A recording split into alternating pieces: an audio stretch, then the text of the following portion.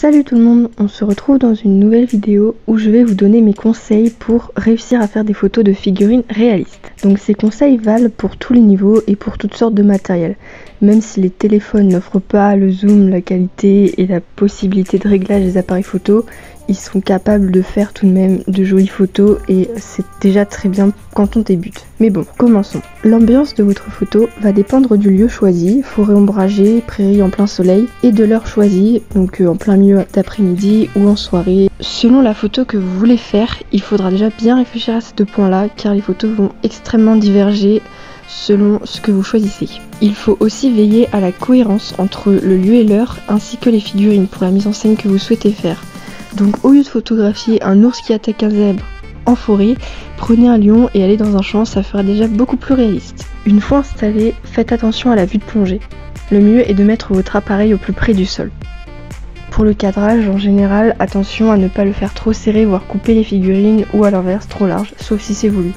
Perso, je préfère aussi toujours laisser de l'espace entre la figurine et l'endroit où elle regarde pour faire en sorte qu'elle respire entre guillemets. N'oubliez pas de faire la mise au point sur votre sujet principal et faites attention aux éléments du décor qui pourraient perturber la photo, du style maison, grillage ou encore bâton ou feuille.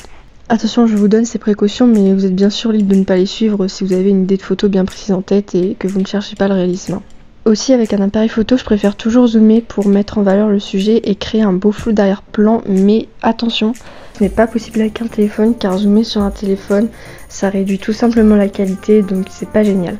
Ensuite, pour les professionnels qui ont un appareil photo et qui gèrent déjà bien ces conseils, au lieu de vous contenter de juste cliquer entre guillemets sur le bouton et laisser l'appareil faire tout seul, on va passer en mode manuel. Maintenant, ce sera à vous de faire vous-même les 3 réglages principaux avant de prendre la photo. Je vais essayer de simplifier parce que c'est assez compliqué, donc je ne détaillerai pas tout le côté technique et j'espère que ce sera clair. Tout d'abord, on va parler des ISO. Donc ce paramètre permet de régler la lumière de votre photo. Donc plus il est fort, plus ce sera lumineux. Il faudra donc faire attention à bien le régler afin de ne pas être sur ou sous-exposé, sachant qu'en plus une haute valeur de ISO peut réduire la qualité de la photo. Ensuite, parlons de l'ouverture, mon réglage préféré d'ailleurs.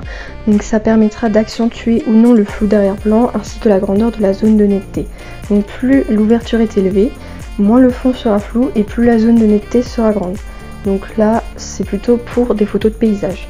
A l'inverse, pour les figurines notamment, on va chercher à baisser la valeur de l'ouverture afin d'avoir un flou d'arrière-plan et une zone de netteté assez petite pour mettre en valeur le sujet. Et enfin, paramètre qui nous servira un peu moins car il est utilisé pour les photos de mouvement, la vitesse d'obturation. Donc plus sa valeur est élevée, plus la photo sera nette, même si le sujet bouge. Donc attention, ces 3 paramètres qui sont dépendants des uns des autres, donc en régler un impose le réglage des 2 autres. Par exemple, si on augmente l'ouverture et ou la vitesse, la luminosité baissera et il faudra compenser en augmentant les ISO, et inversement. Donc je ne vous cache pas, il vous faudra de l'entraînement avant d'arriver à maîtriser parfaitement et rapidement ces paramètres. Pour vous donner une idée par temps clair, personnellement je diminue toujours au maximum l'ouverture. Je mets une vitesse qui est comprise entre 100 et 200 et des ISO qui sont maximum à 400. Autre habitude que j'ai et que j'adore, c'est changer la couleur de l'image, donc la balance des blancs, afin de modifier l'ambiance que je veux donner à ma photo. Donc souvent, moi ce que j'aime bien, c'est les tons orangés. Je précise d'ailleurs que j'ai illustré tout ça avec des vidéos de mon propre appareil photo, donc c'est un Canon, je vous donne la référence. Mais chaque appareil photo étant différent, donc les boutons pour régler tous les paramètres ne se trouvent pas forcément au même emplacement. Et là, vu que je ne connais pas les appareils photo par cœur, je ne peux pas vous aider. Et ce sera à vous de trouver ces boutons afin de modifier vous-même les paramètres de votre propre appareil photo.